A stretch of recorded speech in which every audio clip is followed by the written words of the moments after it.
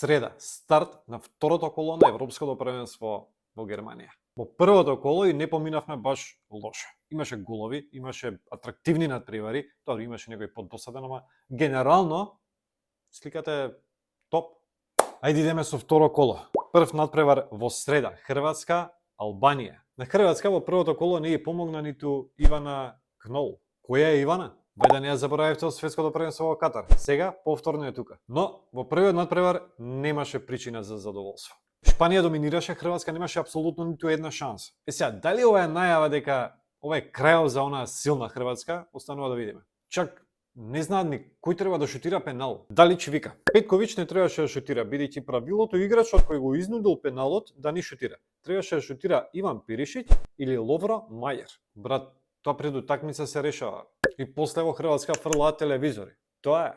Албанија као аутсайдер во групата на смртта, ама си постави рекорд, влезе во историја. И тоа со фудбалер кој што има потекло од Тетово. Недим Бајрами против Италија постигна гол во 23-та секунда и со тоа го постигна најбрзиот гол во историјата на европските шампионати. Но Албанија кој Албанија мора да има и некаков проблем, нели? Поради однесувањето на најавивачите пред, за време и после надпреварот, УЕФ отвори истрага против Албанија и дисциплинската комисија на Европската куќа на фудбалот ја разгледува можноста Албанија да биде казнета. Фрлаа предмети на теренот, палеа бакли, имаше некои тепачки пред надпреварите и тоа е. А да, влезе најавивач на теренот.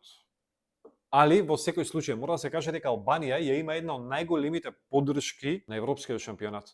И сепак тоа нема да им биде доволно за бод против Хрватска. Хрватите се враќаат со победа 2-0.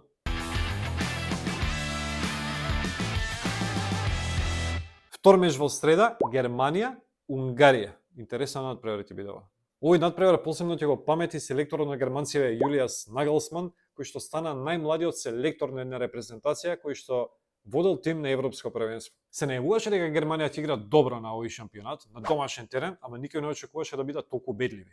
5-1 победа против Шкотска. Тони Кроос, човече, беше страшно добар. Подели 102 додавања, од кои 101 додавање беа прецизни. Да не забораваме дека ги игра последните моменти во неговата кариера, затоа што после првенството иде у пензија. Пратот може да игра уште 2-3 години на високо ниво. И имаше туку уште неколку рекорди за Германија. Победата од 5-1 е највисока за германците на еден надпревар на европските првенства. Потоа, топката при голот на Фулкруг леташе со брзина од 110 км на час, а Флориан Вирс од Леверкузен со постигнатиот гол стана најмладиот стрелец во историјата на Германија на европските првенства. Унгарија. Што да се каже за Унгарија? Па не покажа многу против швајцарците. Изгубија 3-1, имаат добри фудбалери, ама сега немаат шанси. Освен ако не почне некој фајт на теренот. У тој случај, тепа Унгарија. Видете го Мартин Адам, кој влезе во игра во 79-та минута, стана вирален на социјалните мрежи по неговиот изглед. Кој ќе тепа Унгарија, бе, ало?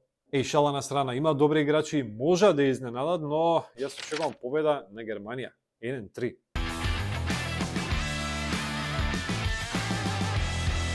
Последен меч за среда, Шкотска, Швајцарија. Тежок надпревар за прогноза. Шкотите примија 5 гола, ама добро играа против Германија. Швајцарија кажав ја тепа Унгарија, а сега ова ќе биде еден тврд надпревар. Само не ми е јасно зашто баш овој надпревар е во најатрактивниот вечерен термин. Шкотска мора да нападне, а реално Швајцарија поквалитетна репрезентација. И мислам дека на крајот ќе тепаат 2-1. И толку за среда. Утре не очекуваат страшно добри надпревари. 2 дербија и еден топ меч. Следете на социјалните мрежи на Facebook и на Instagram Overtime with TJ. Ставете лайк и subscribe на видеата, односно subscribe на YouTube каналот BMG Network и очекувате ново видео веќе утре. А до утре, ај чао!